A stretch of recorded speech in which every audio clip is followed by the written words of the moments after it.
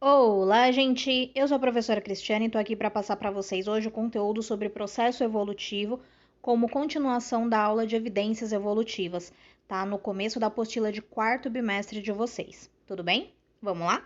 Ó, a gente vai falar hoje sobre o processo evolutivo para a gente linkar com a última aula de evidências evolutivas. Tudo bem? Deixa eu só passar o slide aqui, então. A gente já falou sobre evidências embriológicas, as evidências anatômicas, as paleontológicas e as bioquímicas, né? E finalizamos falando da origem evolutiva entre ser humano e os primatas. Está na apostila de vocês a partir da página 14, na unidade 39, para a gente finalizar essa parte de teoria de evolução, na verdade, né? Das teorias evolutivas, das evidências evolutivas e o processo evolutivo em si. Tudo bem? Então, esse processo evolutivo tem alguns fatores básicos que atuam nesse processo evolutivo, como as mutações gênicas e as cromossômicas, a recombinação gênica, o isolamento geográfico, isolamento reprodutivo, seleção natural, que diminui a variabilidade genética.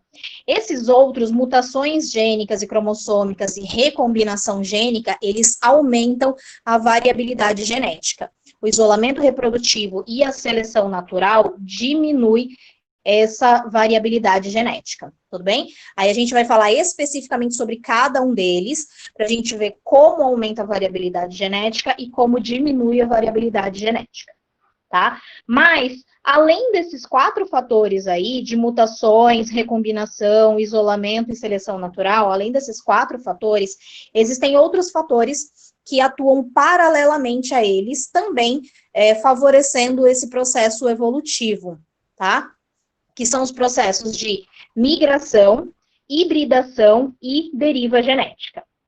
O processo de migração, na verdade, eu coloquei essa imagenzinha aqui para vocês para simbolizar o movimento, né, de indivíduos entre uma população e outra, tá? E aí essa migração inclui a entrada e a saída de indivíduos de uma determinada população. Essa aranha aqui, ó, que é a azão, ela está transpondo uma barreira, né, e saindo da sua população original de pretinhas, azão, e se incluindo na segunda população de aranhas branquinhas, azinho, tá? Então, é um tipo de fator que vai favorecer o aumento da variabilidade genética.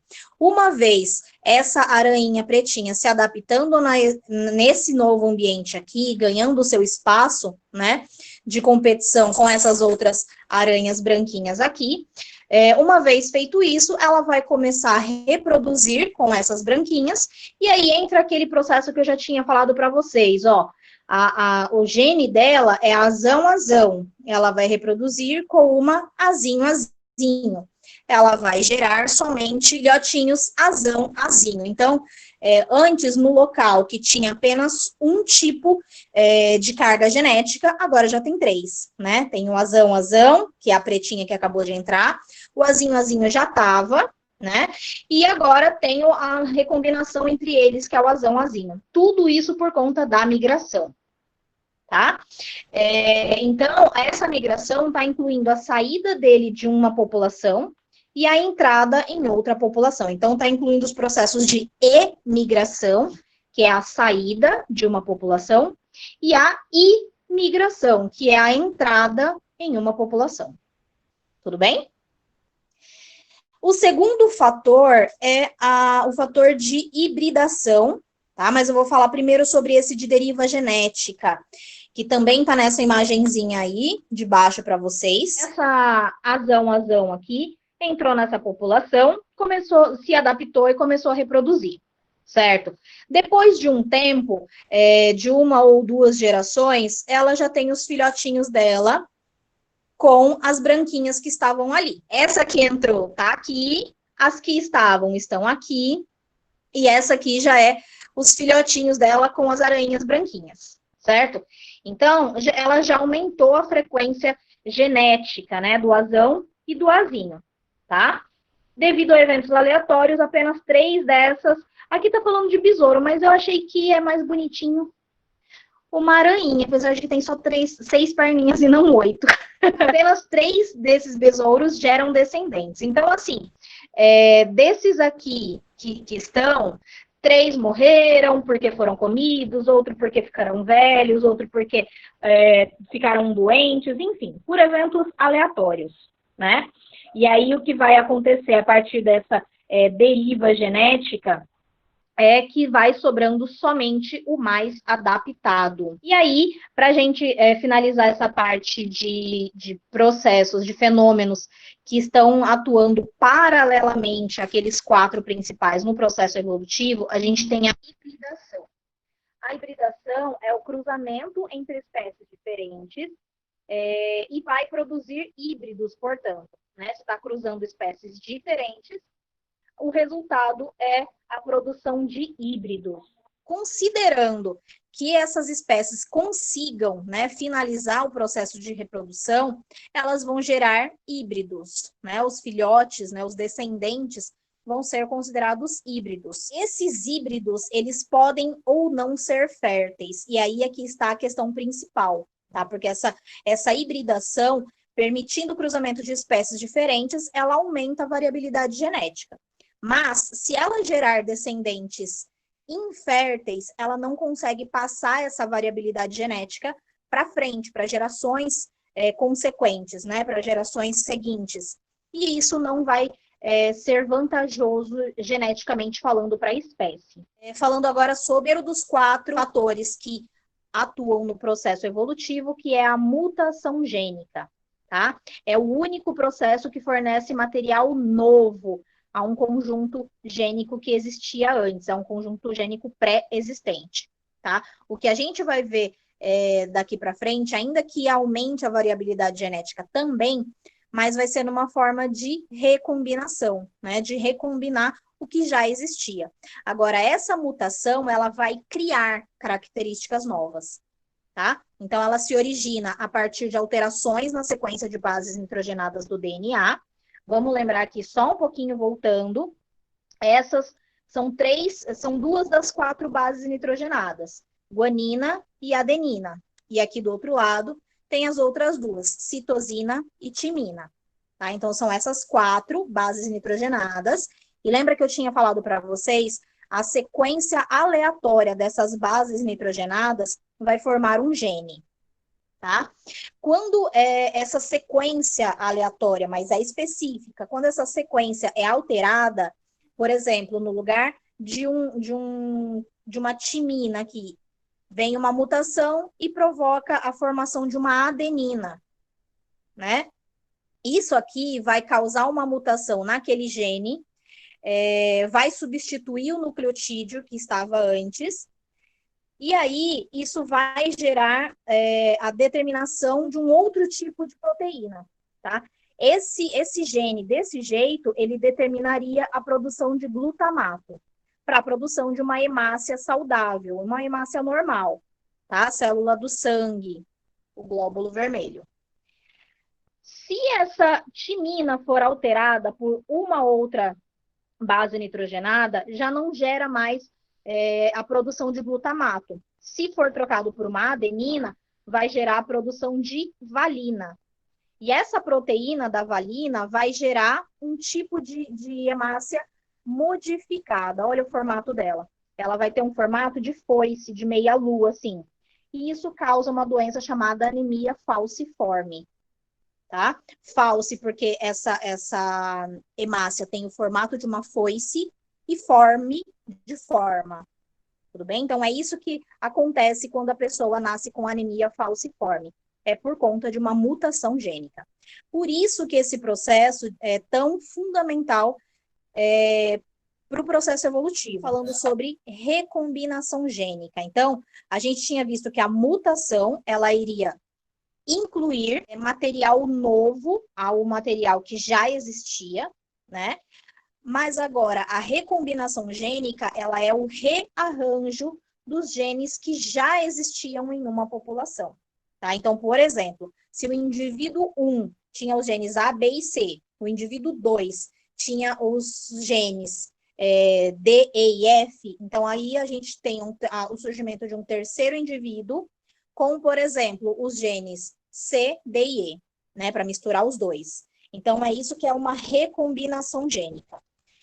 E aí, 3 mecanismos básicos promovem essa recombinação, que são os mecanismos de segregação independente, o crossing over e, por último, a fecundação. Tá?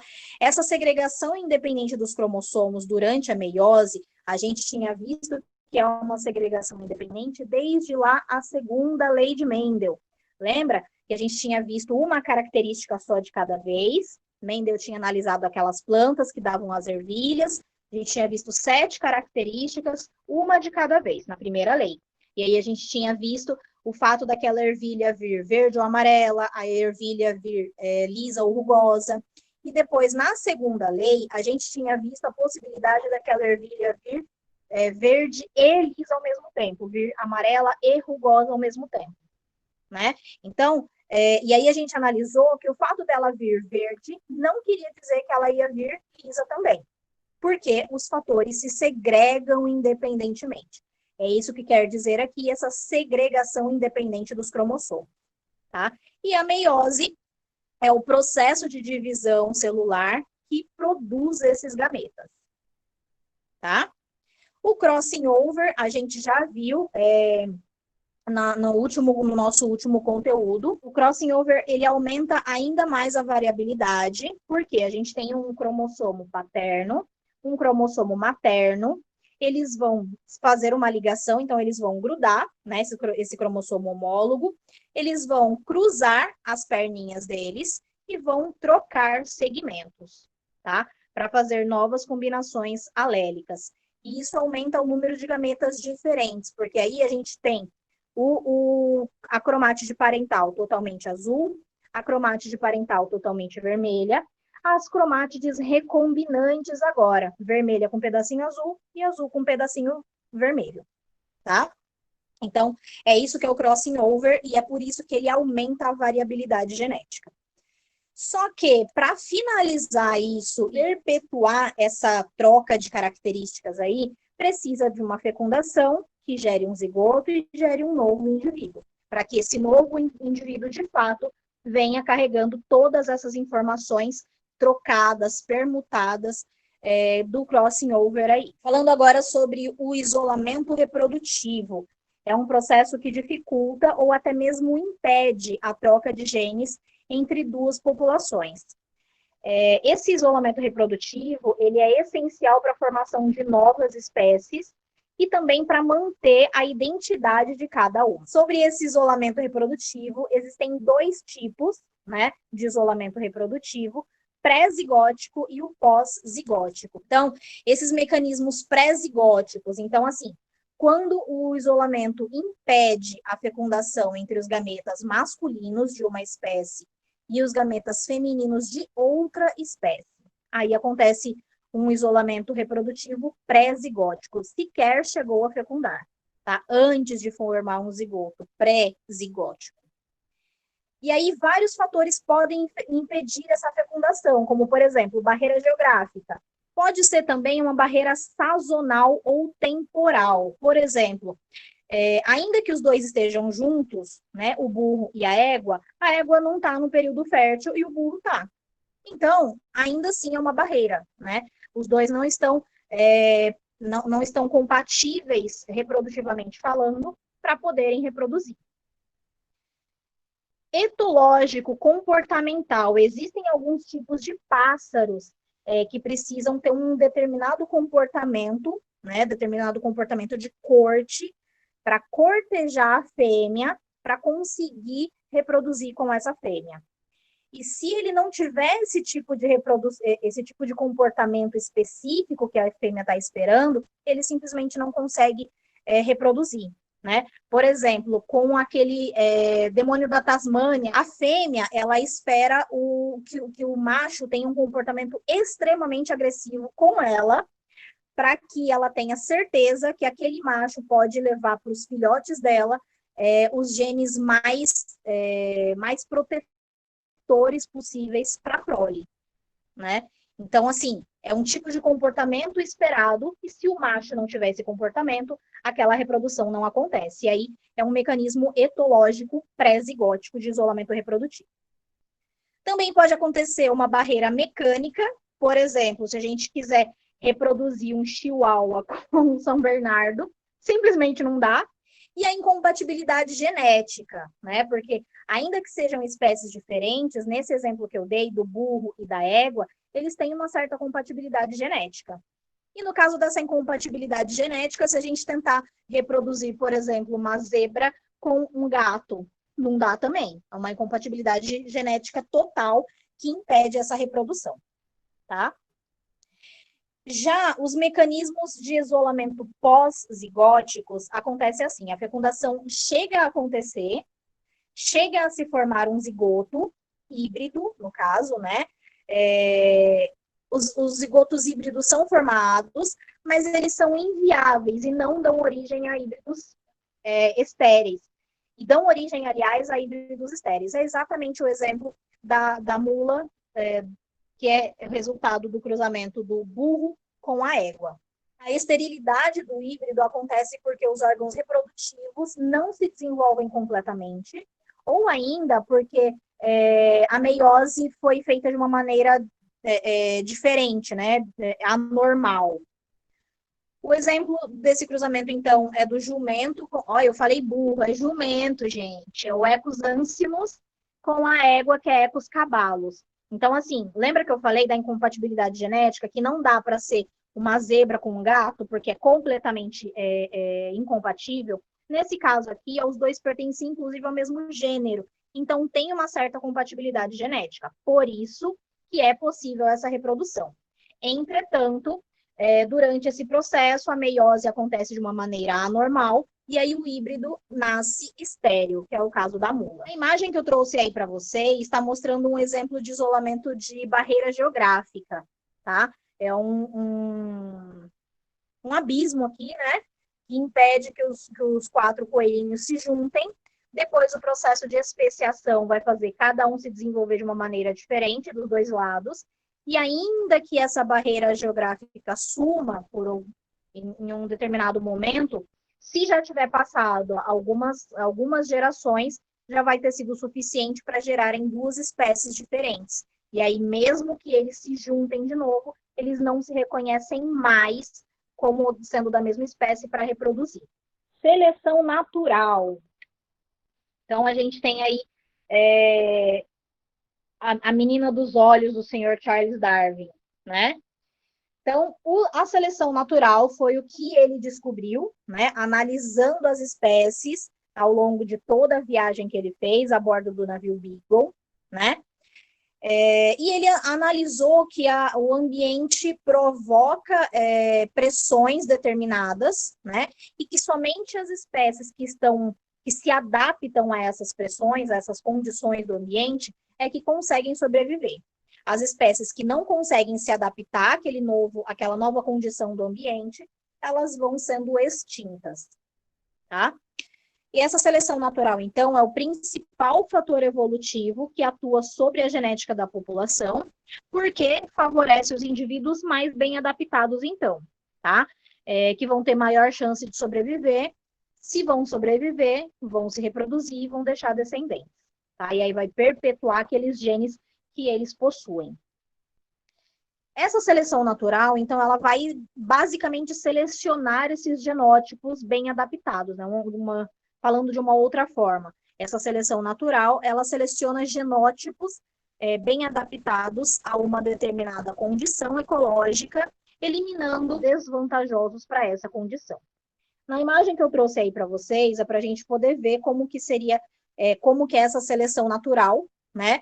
No caso aí, quem vai naturalmente se adaptar a subir em árvores para escapar dos predadores vai ser um cachorro, um lobo, uma foca, um peixe, um elefante, um pinguim ou um macaco, né? Então a gente consegue perceber pelas condições físicas que cada um possui que um está mais adaptado a subir em árvores do que os outros, certo?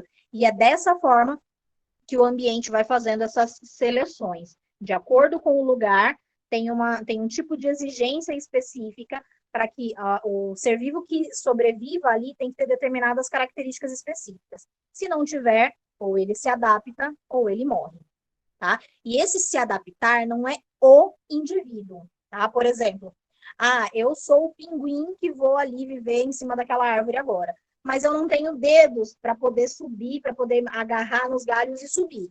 Então, eu vou aqui desenvolver, vou lixar a minha nadadeirinha e vou criar dedos. Não, isso não é o indivíduo.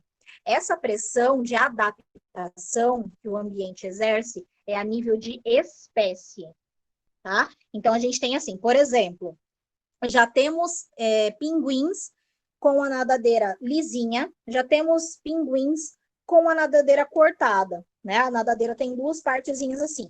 Por quê? Porque surgiu a partir de uma mutação, só por isso. E como não fez mal para ele, ele ainda não morreu, tá? Nesse ambiente novo que ele está agora, porque o lugar dele é lá perto da água, né? Nesse ambiente novo que ele está agora, perto das árvores, esse fato dele ter essa fenda aqui na nadadeira se tornou uma vantagem para ele. Então, ele sim vai conseguir subir nas árvores, escapar dos predadores. O que tem a nadadeira lisa, simplesmente não vai conseguir fugir dos predadores, vai servir de alimento, vai morrer. Tudo bem? E aí, esse que sobrou, que tem a fenda na nadadeira, ele vai conseguir reproduzir. O filhote dele, obviamente, vai nascer com essa mesma característica, porque é a característica genética dele. Tudo bem? Então, é assim que vai sobrando somente as características mais adaptadas àquelas pressões do ambiente. São 5 tipos de seleção. Na seleção artificial, a primeira delas, é a seleção conduzida pelo ser humano.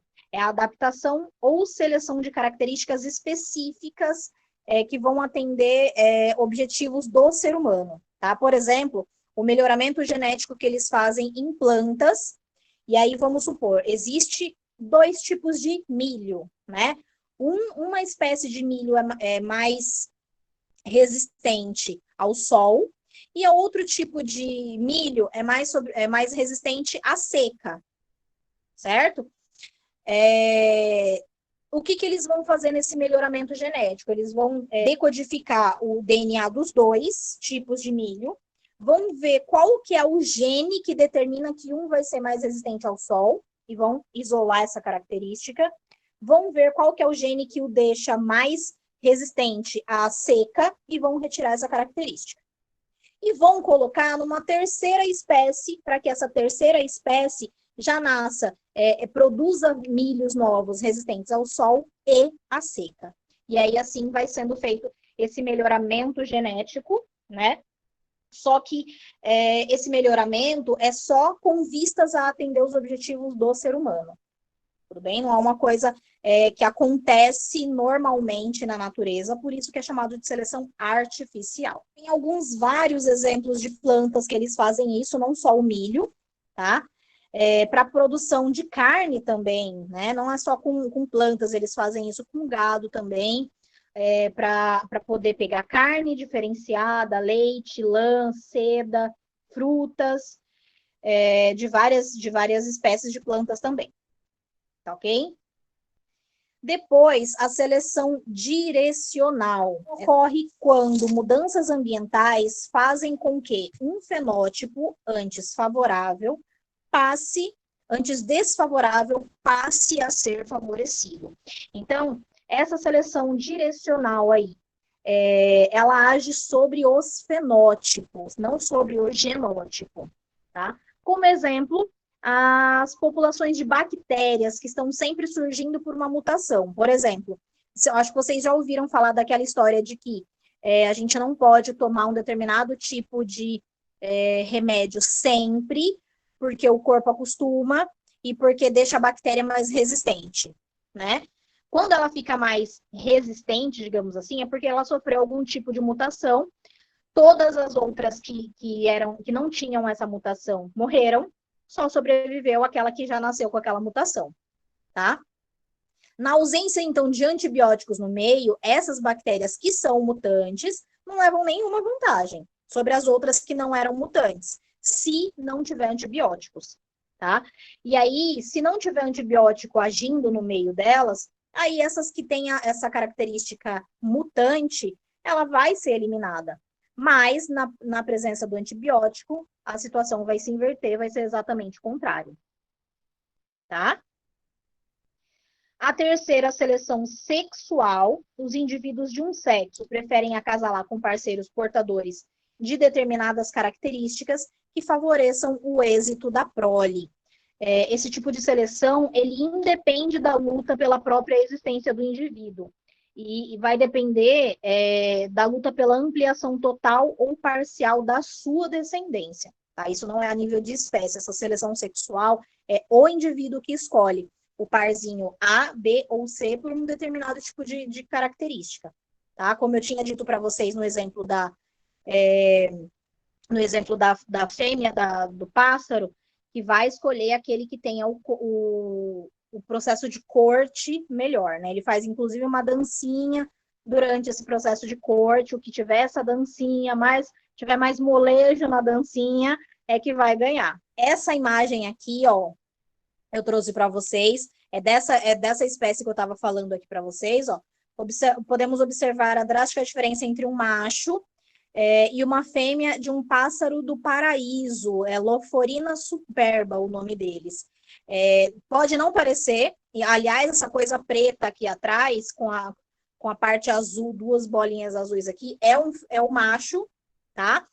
Ele tá com a parte do rabinho para cima e as asinhas abertas do lado, por isso que fica essa bolinha aí quase, tá? É porque ele foi pego uma imagem bem de frente, por isso que mal dá para ver a cara dele, né?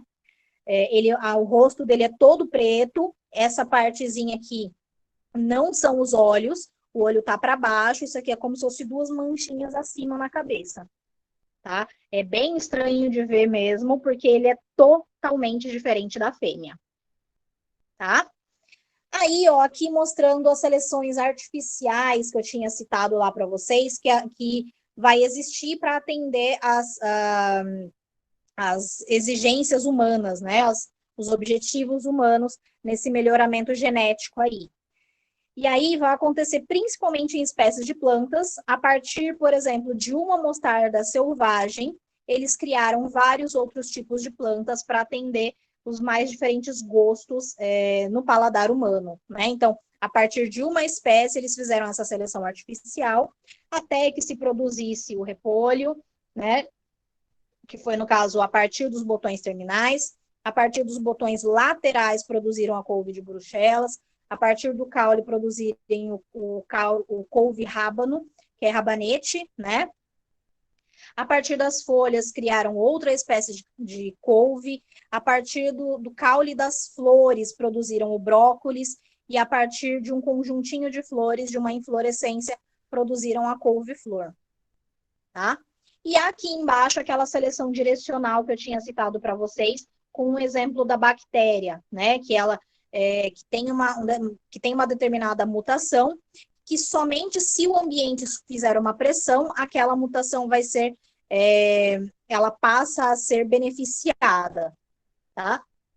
Então, aqui a gente tem o processo da população original antes e depois dessa seleção. Essa seleção vai ser, então, essa imposição nova ao ambiente. A seleção estabilizadora acontece em ambientes estáveis, onde os indivíduos estão adaptados, e aí a seleção natural reforça o favorecimento desses indivíduos que já estão adaptados, e vão selecionar negativamente os indivíduos com características extremas. Então, por exemplo, a gente tem um ambiente de neve, tá? A gente tem o urso polar, que é branco, da mesma cor do ambiente. Por isso que ele é branco, porque ele é um grande predador e ele precisa se aproximar da presa sem ser notado. Se por acaso surgir um filhotinho branco com branco, né? O macho branco, a fêmea branca, surgiu uma mutação. Ele nasceu cinza, não nasceu branco. Não é que ele vai se tornar uma presa fácil por causa disso, ele continua sendo predador. Só que ele não vai conseguir se aproximar da presa dele, ele vai ser facilmente notado, ele vai ser um pontinho cinza num mundo inteiro branco, né? Então, as presas vão perceber mais facilmente a presença deles, vão conseguir fugir, e aí ele vai morrer de fome, certo? Então, essas que são as características extremas que tá citando aí nessa seleção estabilizadora. Então, assim, o ambiente é branco, tá adaptado quem é branco, continua adaptado quem é branco. Então, o ambiente vai reforçar essa seleção, esse favorecimento ao branco, eliminando as características diferentes, mais extremas. Se for um branco meio sujinho, assim, só até passa.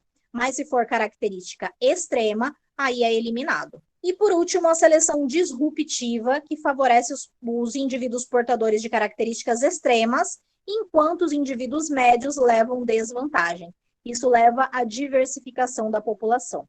Aí é o exemplo que, inclusive, Lamarck tinha dado, né, para a explicação do pescoço das girafas.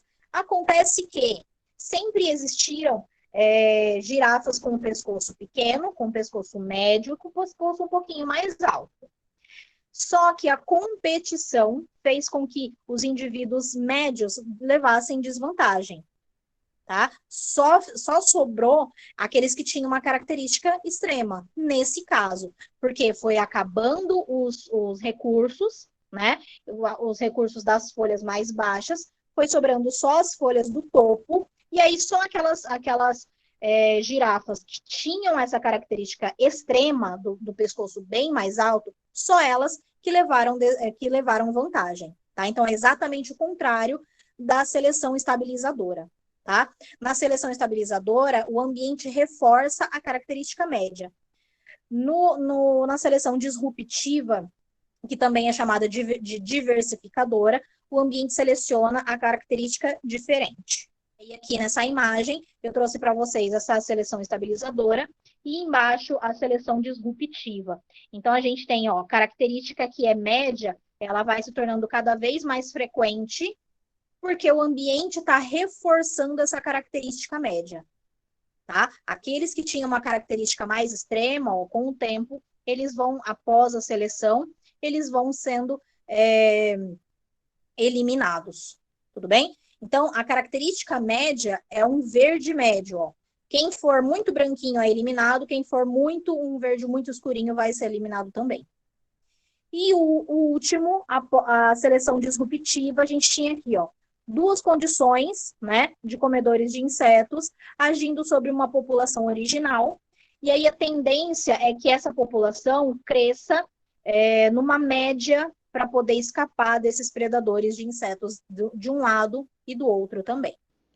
Então é isso, gente. Eu espero que vocês tenham gostado, tenham compreendido a aula de hoje. Vou pedir para vocês passarem o link da aula de hoje para quem vocês sabem que não estavam presentes na nossa aula. E é isso. Até a próxima e valeu!